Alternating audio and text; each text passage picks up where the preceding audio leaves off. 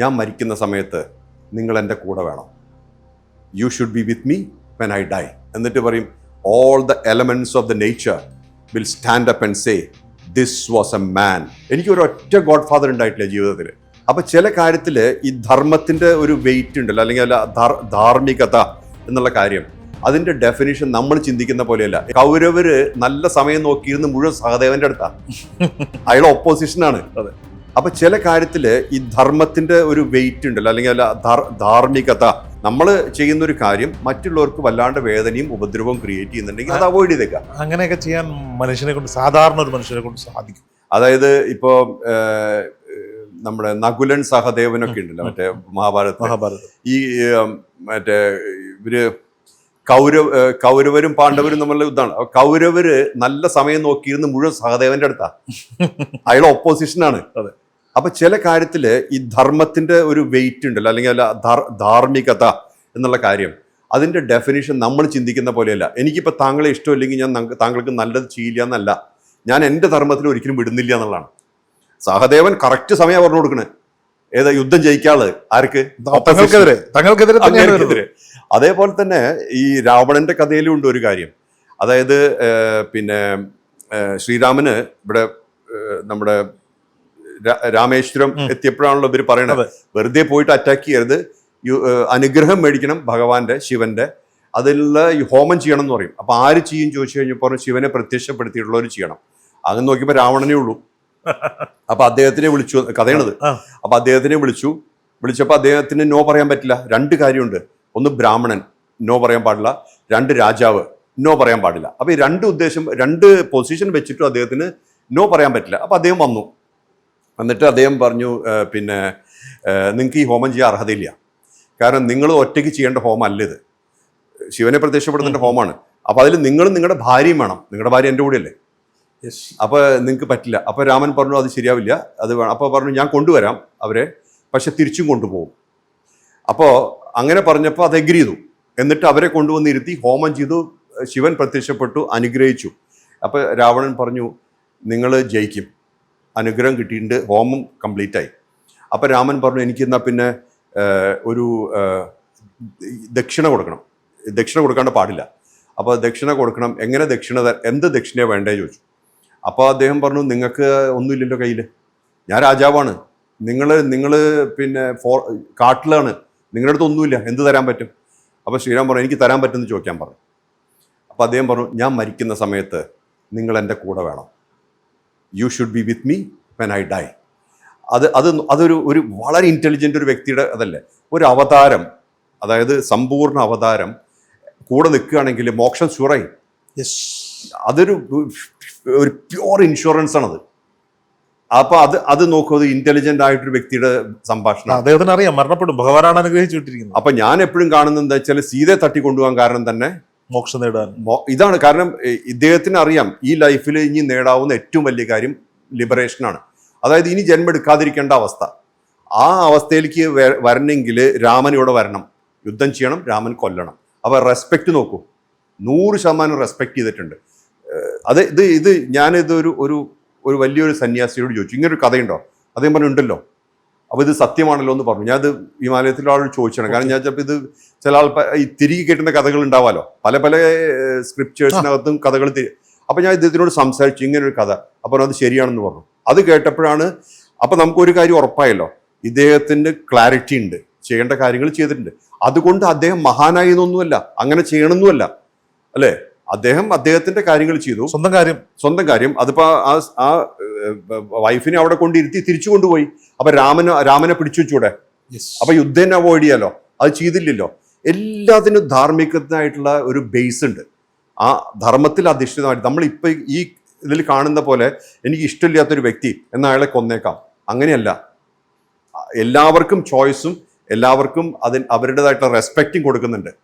അത് പിന്നെ മാർക്ക് ആന്റണി ഇതിൽ മറ്റേ ജൂലിയസ് സീസറിലുണ്ടല്ലോ, ബ്രൂട്ടസ് മരിച്ചപ്പോൾ അദ്ദേഹത്തിൻ്റെ മുഖത്ത് ഒരു തുണിയിടും, എന്നിട്ട് പറയും all the elements of the nature will stand up and say this was a man. ആ റെസ്പെക്റ്റ് കൊന്നു അയാൾ, അത് എനിമിയായിരുന്നു, കൊന്നു, പക്ഷേ ആ റെസ്പെക്റ്റ് കളയുന്നില്ല. നമുക്ക് ഈ കൾച്ചർ ഓഫ് റെസ്പെക്റ്റ് തിരിച്ചു കൊണ്ടുവരാം. ഞാൻ പറഞ്ഞത് ഒരു വ്യക്തിയുടെ എക്സ്പ്രഷൻ നമ്മൾ ചോദ്യം ചെയ്യരുത്. അത് ആ വ്യക്തിയുടെ എക്സ്പ്രഷനാണ്. അത് ലെറ്റ് ഇറ്റ് ബി എനിബഡി. ഇപ്പോൾ താങ്കളുടെ എക്സ്പ്രഷൻ ഞാൻ ചോദ്യം ചെയ്യാൻ എനിക്ക് അധികാരമില്ല. താങ്കളുടെ എക്സ്പ്രഷനാണ് താങ്കൾ, അല്ലേ? ഇപ്പം വൈ ആർ യു എന്ന് എനിക്ക് ചോദിക്കാൻ എന്താ അധികാരം? Then you will ask me why are you എന്നോട്. അപ്പം ഞാൻ എപ്പോഴും കാണുന്നത് എക്സ്പ്രഷൻസ് ഒക്കെ വേണം. ആ ഫ്ലേവറാണ് ലോകത്തിനുള്ളത്. പിന്നെ അത് കുറേ പേരെ വേദനിപ്പിക്കുക, ഉപദ്രവിക്കുകയാണെങ്കിൽ അവോയ്ഡ് ചെയ്യണത്. നമ്മൾ ചെയ്യുന്നൊരു കാര്യം മറ്റുള്ളവർക്ക് വല്ലാണ്ട് വേദനയും ഉപദ്രവവും ക്രിയേറ്റ് ചെയ്യുന്നുണ്ടെങ്കിൽ അത് അവോയ്ഡ് ചെയ്തേക്കാം. അങ്ങനെയൊക്കെ ചെയ്യാൻ സാധാരണ ഒരു മനുഷ്യനെ കൊണ്ട് സാധിക്കും. പറ്റുമല്ലോ. എത്ര ഡിക്റ്റേറ്റേഴ്സ് ഉണ്ടായിട്ടുണ്ട് നമ്മുടെ ലോകത്ത്. എത്ര ഡിക്റ്റേറ്റേഴ്സ് അവരവരുടെ കാര്യമല്ലേ ചെയ്തത്. അവരൊരു ആർട്ടിഫിഷ്യൽ എനിമിയെ ക്രിയേറ്റ് ചെയ്യും. ആ എനിമിയുടെ മുകളിൽ എല്ലാവരെയും ഫോക്കസ് ചെയ്യിപ്പിക്കും. ഇപ്പോൾ ജൂതന്മാരുടെ മുകളിൽ പിന്നെ ഹിറ്റ്ലർ ഫോക്കസ് ചെയ്യുക, അവരാണ് ഏറ്റവും വലിയ എനിമി, വൃത്തികെട്ട ആൾക്കാരാണ്. അപ്പോൾ അവരെ കൊല്ലുന്നതുകൊണ്ട് വിരോധമില്ല എന്നുള്ളൊരു ഫീലിംഗ് ഉണ്ടാക്കിയെടുക്കും. എന്നിട്ട് ചെയ്യും. എന്നിട്ട് അവരെന്താ ചെയ്യണേ? ഇതെല്ലാം കഴിഞ്ഞിട്ട് അവനവൻ്റെ പൊസിഷൻ സ്ട്രോങ് ആക്കുക, അവനവൻ്റെ കൺട്രോൾ കൊണ്ടുവരിക, ഇതൊക്കെയാണ് ചെയ്യണേ. പക്ഷേ പൊതുജനത്തിൻ്റെ ഫോക്കസ് ഒരു എനിമിയിൽ കേന്ദ്രീകരിച്ച് എല്ലാ ഡിക്റ്റേറ്റേഴ്സും ചെയ്തിട്ടുണ്ട്. അങ്ങനെയൊക്കെ നടക്കുന്നുണ്ട് ലോകത്ത്. അതിപ്പോൾ എന്താണെന്ന് വെച്ചാൽ നമുക്ക് ഇപ്പം ഞാൻ പറയുന്നത് നമുക്കൊരു ധാർമ്മികമായിട്ടുള്ള രോഗം വേണം. ആ ലോകത്തിൽ എല്ലാവർക്കും ശാന്തി സമാധാനം വേണം. ഇപ്പം താങ്കൾ ഇരിക്കുമ്പോഴാണ് എനിക്കും സമാധാനം ഉണ്ടാവുള്ളൂ. ഇപ്പം ഞാൻ മാത്രം സമാധാനം ഇരിക്കുക എന്നൊരു അവസ്ഥ ലോകത്ത് വരാൻ പറ്റില്ല. അതല്ലേ? അപ്പോൾ ഓരോരുത്തരുടെ എക്സ്പ്രഷൻ അവർ എക്സ്പ്രസ് ചെയ്യുന്നത് എക്സ്പ്രസ് ചെയ്യട്ടെ. ഈ നമ്മുടെ സമൂഹം നമ്മൾ ചിന്തിക്കുമ്പോൾ എല്ലാവരും ഫ്രസ്ട്രേറ്റഡ് ആണ്. എല്ലാവരും ഓരോരോ പ്രശ്നങ്ങൾക്ക് പിന്നാലെയാണ്. എത്ര പേരാണ് ഒരു ആത്മസുഖം എന്താണെന്ന് അറിയുന്നവരുണ്ട് എന്ന് ചോദിച്ചാൽ ഞാനൊരു 0.5% എന്ന് പോലും പറയാൻ സാധിക്കാത്തൊരവസ്ഥയിലാണ്. ഇതാണോ പ്രപഞ്ചം തീരുമാനിച്ചിരിക്കുന്നത്? മനുഷ്യൻ ഇങ്ങനെ ആകണം, അതോ മനുഷ്യന്റെ പ്രവൃത്തി കൊണ്ടാണോ ഇതിങ്ങനെ ആയി പോകുന്നത്? പ്രപഞ്ചം ഒന്നും തീരുമാനിക്കുന്നില്ലല്ലോ. ദൈവം ഒന്നും തീരുമാനിക്കുന്നില്ല. ആത്മാവ് ഒന്നും തീരുമാനിക്കുന്നില്ല. എല്ലാം ന്യൂട്രലാണ്. സൂര്യൻ എന്തെങ്കിലും തീരുമാനിച്ചിട്ടുണ്ടോ? ഇല്ലല്ലോ. ക്ലൗഡ്സ് ഉണ്ടെങ്കിൽ പുറത്ത് നമ്മൾ കാണില്ല എന്നേ ഉള്ളൂ. പക്ഷേ സൂര്യൻ അപ്പുറത്തുണ്ട്, ക്ലൗഡിൻ്റെ മേലെയുണ്ട്. അപ്പം നമ്മുടെ ഇപ്പോൾ എയർ, നമ്മുടെ ഈ പ്രപഞ്ചത്തിലെ വായു, ഈ വായു ഇല്ലെങ്കിൽ നമുക്ക് ജീവിതമില്ല. പക്ഷെ വായു എന്തെങ്കിലും ഇൻഫ്ലുവൻസ് ചെയ്യുന്നുണ്ടോ? എന്തെങ്കിലും കാരണം ഏതെങ്കിലും ലെവലിൽ ഫേവർ ചെയ്യുന്നുണ്ടോ? ഞാൻ കുറച്ചധികം വായു നിങ്ങൾക്ക് തരാം, അല്ലെങ്കിൽ നിങ്ങൾ എനിക്ക് ഇഷ്ടമല്ല ഇപ്പുറത്ത് വരാം, അങ്ങനെ ഇല്ലല്ലോ. Everything is neutral. ഇപ്പോൾ ഓരോ മരങ്ങളെടുത്തോളൂ, ഒരു മാവ് എടുത്തോളൂ, അതിൽ കുറേ മാങ്ങ ഉണ്ടാവുന്നുണ്ട്. ഈ മാമ്പഴമൊക്കെ ആര് കഴിക്കുന്ന പോലും മാവിന് ഇൻട്രസ്റ്റ് ഇല്ലല്ലോ, അല്ലേ? ഒരു മാങ്ങ പറിക്കുക പറഞ്ഞാൽ നമുക്കൊരു നഖം വെട്ടണ പോലെയേ ഉള്ളൂ മാവിനെ സംബന്ധിച്ചിടത്തോളം. അതേപോലെ തന്നെയാണ് ഇപ്പോൾ ഒരു പൂവ് വിടരുന്നുണ്ട്. ആ പൂവിൻ്റെ വാസന ആരുടെങ്കിലും മൂക്കിലെത്തുമെന്ന് പൂവിനറിയില്ല, അതിന് ചോദ്യമില്ല. അത്ര ന്യൂട്രലാണ് ലോകം. അപ്പോൾ ഇതൊക്കെ നമ്മുടെ റിയാലിറ്റി നമ്മൾ തന്നെയാണ് ക്രിയേറ്റ് ചെയ്യുന്നത്. എന്ത് റിയാലിറ്റിയാണോ ഇപ്പോൾ ഉള്ളത് അതിനൊരു കളക്റ്റീവ് കോൺഷ്യസ്നെസ് ഉണ്ട്. ആ കളക്റ്റീവ് കോൺഷ്യസ്നെസ്, ഇപ്പോൾ നടക്കുന്ന ഒരു കളക്റ്റീവ് കോൺഷ്യസ്നെസ് ബോധമില്ലായ്മയിൽ ബേസ്ഡാണ്. അതായത് ഞാൻ എൻ്റെ എന്നുള്ള ലെവലിൽ മാത്രം ചിന്തിക്കുമ്പോഴാണ്. അങ്ങനെ ഒരു സെൽഫിഷ് ലെവലിൽ മാത്രമല്ല. ഇപ്പോൾ നമ്മുടെ ലോകം എന്ന് പറഞ്ഞാൽ ഒരു റെക്റ്റാങ്കിളിൽ നിൽക്കുകയാണ്. റെക്റ്റാങ്കിൾ എന്ന് പറഞ്ഞാൽ ഒരു മൊബൈൽ ഫോൺ. ആ മൊബൈൽ ഫോണിലുള്ള ഒരു വേൾഡ് ഓഫ് എൻ്റർടൈൻമെൻറ്റ്, ആ എൻ്റർടൈൻമെൻറ്റിന് അഡിക്റ്റഡ് ആയിട്ട് ഒരു ലൈഫ് മുഴുവൻ അങ്ങനെ നിൽക്കുകയാണ്. അതിനകത്തോ ഒരുപാട് അറ്റാച്ച്മെൻറ്റ് വരുന്നുണ്ട്. ചില അറ്റാച്ച്മെൻറ്റിന് വൈറസ് വരുന്നുണ്ട്, അതിൽ ട്രാപ്ഡ് ആവുന്നുണ്ട്, എല്ലാത്തിനും നടക്കുന്നുണ്ട്. പക്ഷേ നമ്മുടെ ജീവിതത്തിൻ്റെ ഒരു റേഞ്ച് നോക്കുമോ, ഈ മൊബൈൽ ഫോണാണ്. അത് ഇപ്പം നമ്മൾ കുറേ താങ്കൾ എനിക്ക് അത്ര അറിയില്ല, പക്ഷേ ഒരു 60, 70, 80 1960, 1970, 80 ജനിച്ചവർ, അതായത് ഈ IT യുഗത്തിന് മുമ്പ് വന്നവർ, അവർക്ക് ഒരു സോഷ്യൽ സിസ്റ്റം വ്യത്യാസം ഉണ്ടായിരുന്നു. ഞങ്ങളാണ് ഇതിന്റെ വാഹകർ. ഒരു തലമുറയിൽ നിന്ന് അടുത്ത തലമുറയിലേക്കുള്ള മാറ്റം അതാണ്. ഞങ്ങൾ 89, 90 ജനിച്ചവരാണ്. അത് അപ്പോൾ ആ ട്രാൻസിഷൻ വരുന്ന സമയം ഞങ്ങൾ മൊബൈൽ ഫോൺ ഇല്ലാത്ത കാലത്തും ജീവിച്ചിട്ടുണ്ട്, മൊബൈൽ ഫോൺ വന്ന കാലത്തും ജീവിച്ചിട്ടുണ്ട്, ഇതിന്റെ അപ്ഡേറ്റഡ് വേർഷന്റെ കാലത്തും ജീവിച്ചുകൊണ്ടിരിക്കുന്നു. അത് തന്നെ. അതൊരു വെർച്വൽ വേൾഡിലല്ലേ കൂടുതൽ നമ്മളിപ്പോ. നമ്മൾ ഈ ഫോഴ്സ് ടു ബി എന്റർടൈൻഡ് ഉണ്ടായിരുന്നില്ലല്ലോ.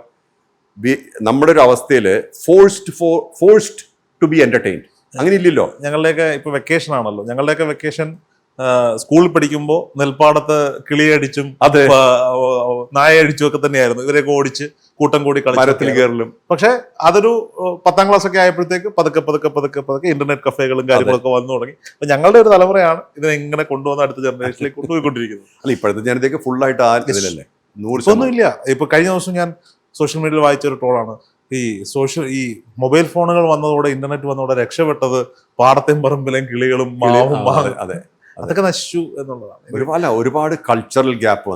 അല്ല, അതൊന്നും ഞാൻ ക്രിട്ടിസൈസ് ചെയ്യില്ല. എന്താ കാരണം അറിയോ? ടൈം എപ്പോഴും അങ്ങനെയാ. Changes are part of life.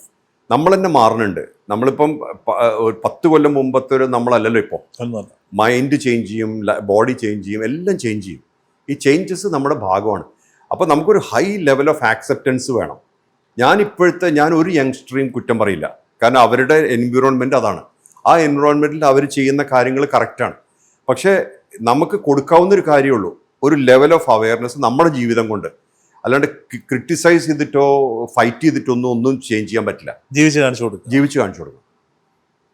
ഇപ്പം എൻ്റെ ഏറ്റവും കൂടുതൽ ഫോളോവേഴ്സ് യൂത്താണ്, ലോകത്ത് മുഴുവൻ. അവർക്ക് കണക്ട് ചെയ്യാൻ പറ്റുന്നുണ്ടല്ലേ ഫോളോ ചെയ്യുന്നത്. അതായത് ഞാൻ ഒരിക്കലും ഒരു കാര്യം പ്രോമിസ് ചെയ്തു. നിങ്ങളുടെ ഒരു വീഡിയോയിൽ ഞാൻ വായിച്ചൊരു കമൻറ്റാണ്, മോഹൻജിയെ കുറിച്ച് എനിക്കൊന്നും അറിയാമായിരുന്നില്ല, പക്ഷെ ഞാൻ അദ്ദേഹത്തിൻ്റെ നമ്പറിൽ വിളിച്ചു. കുറച്ച് സമയത്തിന് ശേഷം അദ്ദേഹം എന്നെ തിരിച്ചു വിളിച്ചു. 1 മണിക്കൂറോളം സംസാരിച്ചു. പിന്നീട് ഒരു വീഡിയോ കോളിൽ ഞങ്ങൾ സംസാരിച്ചപ്പോൾ ഒരു 3/4 ടീഷർട്ടും ഒക്കെ ഇട്ട് സാധാരണക്കാരനെ പോലെ സംസാരിക്കുന്ന ഒരു മനുഷ്യൻ. അത്രയും സിമ്പിളായിട്ടാണ് അദ്ദേഹം എന്നോട് അപ്രോച്ച് ചെയ്ത്. പഴയ കാര്യമാണോ എന്ന് എനിക്കറിയില്ല. ഞാൻ എന്നോട് അടുത്തിടെ ഇറങ്ങിയ ഒരു ഇൻ്റർവ്യൂവിൻ്റെ കമൻറ്റ് ബോക്സ് ഞാൻ വായിച്ച ഒന്നാണ്. നമുക്ക് അങ്ങനെ തന്നെ പറയുന്നത്. അതിന് എനിക്ക് അങ്ങനെ പ്രത്യേകതകളായിട്ട് എനിക്ക് തോന്നാറില്ല. ഒരു പ്രത്യേകത, നമ്മളിപ്പോൾ കുറച്ച് കഴിഞ്ഞാൽ മരിച്ചു പോകുന്നൊരു ശരീരം ഇപ്പം ചെയ്യാനുള്ള കാര്യങ്ങൾ ചെയ്തു പോകണം. പക്ഷെ നിയോഗങ്ങളാണല്ലോ അങ്ങനെ. നിയോഗങ്ങൾ തന്നെ, അത്ര തന്നെ. എല്ലാവരുടെയും ജീവിതത്തിൽ ഒരു നിയോഗങ്ങളുണ്ട്. അതെ. അല്ല, എനിക്ക് തോന്നുന്നില്ല നമുക്ക് വലിയ കാര്യങ്ങൾ ചെയ്യാൻ വേണ്ടി ജനിച്ചത് ആരെന്ന്. ചില കാര്യങ്ങൾ നടന്നു പോവാണ്. ഇപ്പോൾ ഞാൻ രാവിലെ എനിക്ക് വിചാരിക്കുക എനിക്ക് ഇത്രയും കാര്യങ്ങൾ ചെയ്യണം, നടക്കൊന്നുമില്ല അങ്ങനെ. അതിന് സർക്കംസ്റ്റൻസസ് വേണം, അതിന് കപ്പാസിറ്റി വേണം, അതിനുള്ള പിന്നെ പലപ്പോഴും ബാക്കപ്പ് വേണം, ചില സപ്പോർട്ടൊക്കെ വേണം. എനിക്കൊരു ഒറ്റ ഗോഡ് ഫാദർ ഉണ്ടായിട്ടില്ല ജീവിതത്തിൽ. ഒരു ഡീപ്പ് പോക്കറ്റ്സ്, അതായത് കാശുള്ള ആൾക്കാർ എൻ്റെ കൂടെ ഉണ്ടായിട്ടില്ല. വലിയ തീക്ഷ്ണമായിട്ടുള്ള സിറ്റുവേഷൻ ഫേസ് ചെയ്ത സമയത്ത് ഒരാൾ കൂടെ ഉണ്ടായിട്ടില്ല. അപ്പോൾ ഇതെല്ലാം തരണം ചെയ്തിട്ടുണ്ട്. ഞാൻ ആൾക്കാരോട് പറഞ്ഞ ചെറിയ കാര്യത്തിലൊന്നും വീഴാതിരിക്കുക. അത് വീണ് കഴിഞ്ഞാൽ എനിക്ക് നടക്കുക. ചിലപ്പോൾ നമ്മൾ വീണ് പോവും. ജീവിതം എന്ന് പറഞ്ഞാൽ അങ്ങനെയൊക്കെ ഉണ്ടല്ലോ, ഇടയ്ക്കൊക്കെ വീഴുമല്ലോ. പിന്നെ ആരാ പെർഫെക്റ്റ് ഉള്ളത്? ഞാൻ പെർഫെക്റ്റ് ഒന്നുമല്ല, എനിക്ക് അങ്ങനെ തോന്നാറുമില്ല. നമ്മൾ ഒരു അതിമാനുഷ്യനായിട്ടൊന്നും കാണേണ്ട കാര്യമില്ല. അനദർ ഹ്യൂമൻ ബീങ് ചെയ്യാനുള്ള കാര്യങ്ങൾ ചെയ്ത് ജീവിക്കണു, അത്ര തന്നെയുള്ളൂ.